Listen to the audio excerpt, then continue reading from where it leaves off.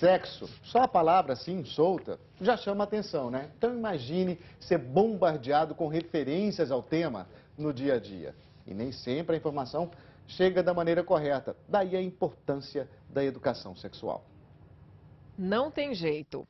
Pais e mães já sabem. Uma hora, as inevitáveis perguntas chegam. E não adianta mais apelar para a boa e velha cegonha.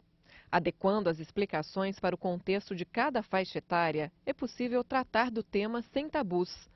A vida sexual começa cada vez mais cedo e não se pode fechar os olhos para essa realidade. Para evitar problemas como gravidez indesejada ou doenças, a maior arma é a informação. Mas tem faltado munição. Nas escolas, por exemplo, 40% delas não fazem trabalho sobre AIDS e outras doenças sexualmente transmissíveis. E só metade fala sobre gravidez na adolescência. E só 1/3 das escolas trata o assunto pelo menos uma vez por mês. A educação sexual faz parte dos parâmetros curriculares nacionais que orientam o trabalho nas escolas do país.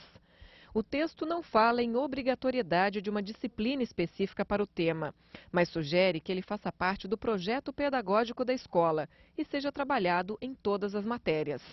A família também tem papel importante. Os pais precisam manter um canal aberto com os filhos e não deixar de responder as perguntas que surgirem. Aqui no nosso estúdio a gente recebe a ginecologista e obstetra Viviane Monteiro. Tudo bom? Tudo bem, Tudo bem. jóia, Tudo prazer, Tudo bem? tudo ótimo. Fique à vontade aí, por favor. E lá em São Paulo, a Ana também tem um convidado, né, Ana? Tenho sim, aqui no estúdio a gente recebe a pedagoga e psicodramatista Georgia Vassimon. Muito bom dia. Bom dia, Ana. Tudo bem? Tudo jóia. Como a gente viu na reportagem, como falar com os adolescentes na escola sobre sexo, sobre sexualidade de forma natural, de forma espontânea e que seja atrativo para eles, né? Tá, na verdade, falar nas escolas precisaria estar criando um espaço para isso. No geral, ele só aparece na aula de ciências, e o que é muito difícil, porque na aula de ciências ele fica muito resumido, e acho que enquanto a gente puder ampliar para todas as áreas e todo mundo poder falar dos assuntos quando eles aparecem, seria importante. Lembrando que o assinante, né, pode fazer perguntas para os nossos convidados, tanto lá em São Paulo quanto aqui no Rio de Janeiro. Lembrando, endereço para você, g1.com.br/Globo News, mande a sua pergunta, então, a partir de agora, que a gente faz aqui no telão. Viviane, é fato que o ambiente familiar é o mais adequado aí, né, para iniciar essa, vamos dizer, graduação, né, essa gradual orientação sexual. Mas será que os pais estão mesmo preparados para isso, já que muito provavelmente não tiveram esse tipo de conversa com os próprios pais? Olha, os pais eu acho que hoje em dia eles estão mais preparados, mas essa preparação, por melhor que seja, ela nunca é a ótima, seria ideal, porque as perguntas elas muitas vezes surpreendem, né? As crianças hoje em dia elas têm curiosidades maiores, não relativas propriamente ao sexo, mas da onde vem, né? A diferenciação, assim, né? Papai, mamãe, né? Então a orientação ela já começa desde a fase bem infantil mesmo. Georgia, tem alguma idade que os pais devem começar a falar sobre sexo para os filhos ou vale aquela regra de deixar as crianças perguntarem primeiro? Acho que vale a regra das crianças perguntarem primeiro, mas no geral isso aparece a partir de 2, 3 anos, quando as crianças começam a dar conta dessa diferença, quem é menino e quem é menina, ou quando as crianças têm uma questão quanto vai nascer o irmãozinho e como é que entrou o irmãozinho na barriga da mamãe. Então são situações da vida cotidiana que geram perguntas sobre sexualidade. Então não tem uma idade exata, mas comumente acontecem com 2, 3 anos esse começo de perguntas. Doutora Viviane, hoje em dia está mais fácil para os pais aceitar que os filhos têm vida sexual ou ainda é um assunto difícil de ser tratado com liberdade dentro de casa? Olha, eu acho que hoje em dia a coisa já é encarada com maior liberdade, mas em alguns casos ainda existe um tabu. A orientação sexual não deve ser focada só no ato sexual em si, mas na prevenção de doenças sexualmente transmissíveis, também na questão da afetividade, do relacionamento. Então não deve ter um enfoque só puramente no ato sexual, porque isso gera, inclusive, uma maior curiosidade, uma menor informação, uma maior dificuldade de aproximação, né, na relação mãe-filha, pai e filho. Então, isso não deve ser tido como tabu e deve ser encarado com um pouquinho mais de liberdade. Nessa linha de raciocínio, minha pergunta é para a Jorge e Ana Paula, aí em São Paulo. A pergunta é o seguinte: por que essa abordagem, às vezes, da educação sexual, ela é feita mais nesses conceitos da responsabilidade, né? Ou seja, como evitar a gravidez precoce, DSTs, AIDS. Claro que tudo isso é importante, mas a sexualidade é muito mais que isso, né? É amor, é relacionamento, prazer. É verdade, acho que a gente tem uma grande questão aí, que é trabalhar com as afetividades, como é que a criança se sente, ou como o adolescente se sente nessa situação. Porque os fatos concretos, ou essa perspectiva de olhar só as doenças, ou como é que cada coisa vai sendo lidada, se é gravidez e tal, não favorece uma conversa. Porque, no geral, os esquecimentos de camisinhas ou esquecimentos estão ligados a gente gostar do outro. E quando a gente não conversa das relações afetivas, isso pode acontecer. Então, assim, a gente continua tendo gravidez precoce, a gente continua tendo doenças sexualmente transmissíveis, porque tudo é esquecido na hora que eu gosto do outro. Então, acho que a grande conversa com os adolescentes é muito mais na relação afetiva e no cuidado consigo mesmo do que propriamente nessa outra direção. Jorge, falar de homossexualidade, de aborto, de virgindade, são assuntos que levam para uma outra discussão familiar, que é religião, critérios morais, valores e tal. Cada família deve se guiar pelo que acredita, pelo que defende? Como é que é feito isso? Sim, eu acho que pelo acredito e o que defende, o que está acontecendo na vida em torno, né? Porque acho que muitas questões aparecem porque a gente vai vivendo na escola e aí aparecem questões de homossexualidade, questões que possam aparecer. Eu tive numa escola agora, por exemplo, que eu até comentei que, assim, com 11 anos uma criança está grávida. Então, como lidar? Não dá para fingir que isso não aconteceu. Então, essa conversa precisa ser ampliada, tem que ir para as casas, tem que conversar. E se pode ou não pode, aconteceu, né? Então, eu acho que as famílias precisam rever as questões e os seus critérios de validade, né? Eu acho que aí tem uma questão que é, que critério de validade cada um tem na sua casa? Não temos que dizer o que o outro tem que fazer, mas acho que sim pensar nisso, acho que isso é importante.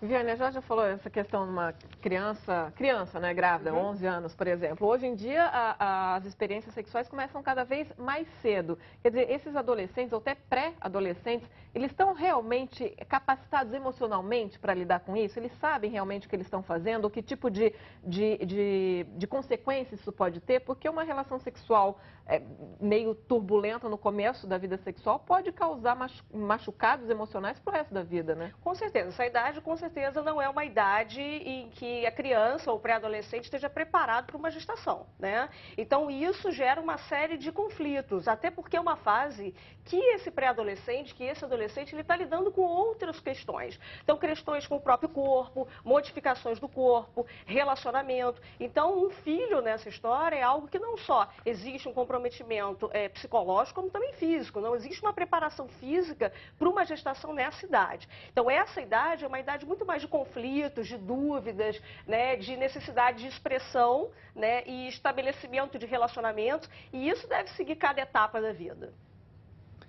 Queria voltar para São Paulo, Jorge, aproveitando a deixa sobre religião, né? Algumas escolas, elas têm já uma linha, né? Seguem uma linha de religião, os próprios pais também já buscam esse tipo de educação, que já vem com uma educação, vamos dizer assim, de evangelho mesmo. Mas será que as escolas, elas acabam, vamos dizer, perdendo mais, ou se perdendo mais nessa barreira da religião, porque são cobradas pelos pais ou não? Você acha que a questão sexual é tratada hoje de uma forma clara e objetiva pelas escolas, mesmo com a pressão da religiosidade?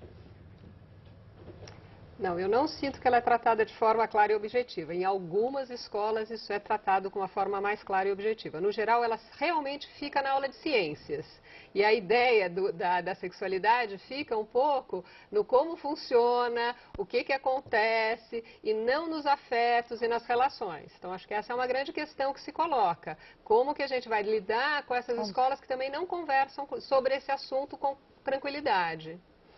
Doutora Viviane, como lidar com as perguntas das crianças pequenas, que normalmente são as perguntas mais difíceis de serem respondidas? E como responder isso de forma natural, que não cria um constrangimento, não cria uma visão distorcida para essa criança?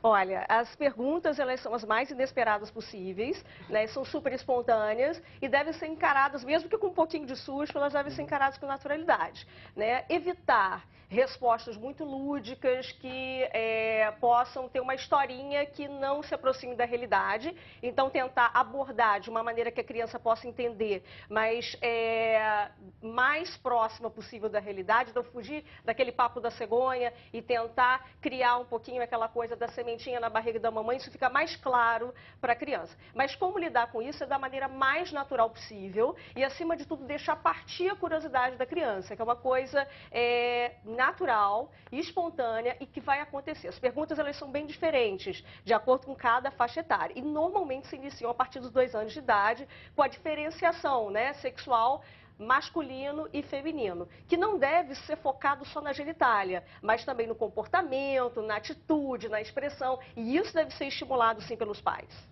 Jorge, você estava falando sobre a escola, né? A questão da educação sexual nas escolas. Muitas, como você disse, não atendem a esse requisito de dar aulas ou de colocar esse assunto de uma maneira mais clara. Mas por que será que os professores não se sentem capacitados? Mesmo porque os pais também muitas vezes não se sentem capacitados para isso, né? Quer dizer, aí fica um conflito também de quem deveria iniciar ou quem deveria continuar com essa educação com as crianças, né? É verdade, eu acho que assim, tanto os pais quanto os professores precisariam estar refletindo mais sobre esse assunto e até estudando um pouco mais do como dizer ou como estar fazendo essa conversa, né? Hoje em dia tem muitos materiais nessa direção, tanto de livros quanto de jogos ou de atividades mais lúdicas, filmes, enfim, que a gente poderia estar utilizando para favorecer essas conversas, porque de vez em quando eu sinto que ela fica crua e meio só como resposta a perguntas na adolescência, né? Muito poucas vezes elas vêm para as crianças fazem as perguntas para os pais, que também precisariam um pouco de orientação. Então, acho que assim, cabe aí uma conversa mais geral, de orientação com as famílias, como é que a gente conversa disso, e poder conversar mais simplesmente sobre esses assuntos na própria escola. O que os alunos querem saber, querem discutir sobre sexualidade? E as escolas se fazem essa pergunta?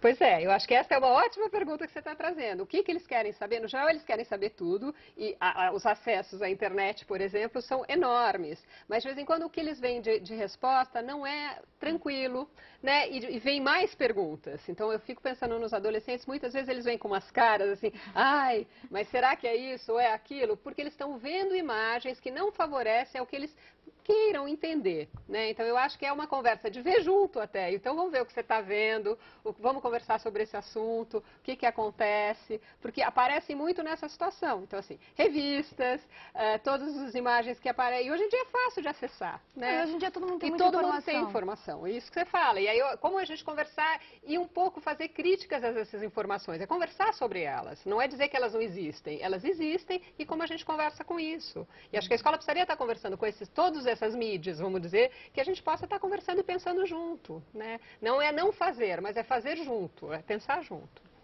Viviane, um tema muito comum dessa geração é a homofobia. Como é que isso deve ser tratado dentro de casa, dentro também da orientação sexual? Os pais estão percebendo isso? Porque muitas vezes as características homossexuais, eles aparecem muito cedo nos filhos, Sim. né? Eles estão aprendendo também a aceitar isso de uma forma melhor ou não? Leva para o médico para fazer esse tipo de questionamento e como buscar essa orientação até mesmo do respeito, né? Por essa, vamos dizer assim, por essa forma de viver, né? Eu acho que a questão é exatamente essa, deve ser encarada com respeito. Acho que a aceitação tem sido um pouco melhor, né? E na medida do possível, se os pais tiverem um pouco de dificuldade em lidar com esse tipo de assunto, uma ajuda profissional pode ajudar sim, né? Numa orientação em relação ao comportamento, a como lidar com essa situação com o filho. Porque a pior coisa que existe é a aversão, o afastamento. E sim, nesse momento, que muitas vezes pode ser uma questão definitiva ou temporária, deve ter muito o apoio da família. Esse é o momento ideal. Jorge, a gente falando sobre essas informações, né? A Ana estava falando aí, hoje há um excesso de informações, a internet tem aí 1 milhão de coisas sendo ditas sobre todos os assuntos, só que por essa facilidade de acesso também, a facilidade também de acesso a conteúdos errados, né? Tem muita coisa que se divulga na internet que não é verdadeira. E os pais hoje, trabalhando o dia inteiro, muitas vezes não têm acesso ao que os filhos estão lendo na internet, não controlam o que os filhos estão lendo e os filhos acabam recebendo informações erradas sobre aqueles assuntos e não perguntam dentro de casa, né? Quer dizer, também é uma situação complicada. Sim, eu acho que aí tem uma questão que é limitar. Não tem jeito da gente estar educando o filho sem colocar limite, né? Eu acho que uma questão que se coloca é quando pode ver, de que jeito pode ver. Não tem muita solução, né?